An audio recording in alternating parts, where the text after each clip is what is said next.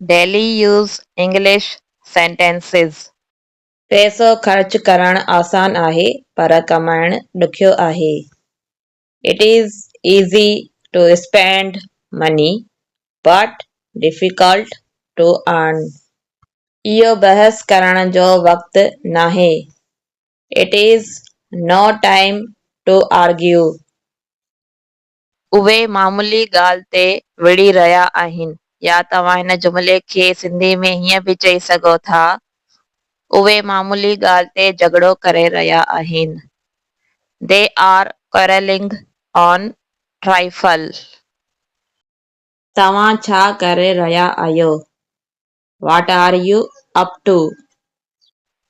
हू रन मुरीद आहे.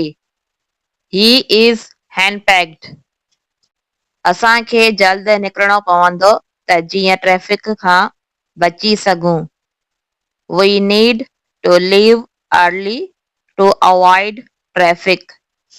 मुंहिंजी इज़त जो सवाल आहे. My respect is on the line.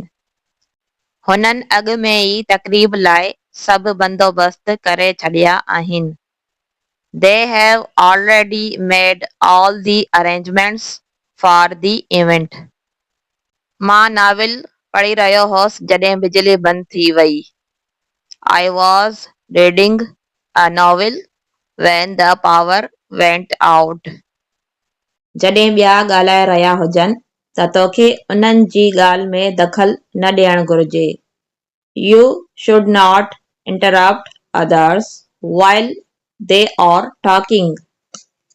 मां ॿाहिरि हिकु अजीब आवाज़ ॿुधी. I heard a strange noise outside. मुंहिंजी फ़ोन जी बैटरी ख़तम थियण वारी आहे.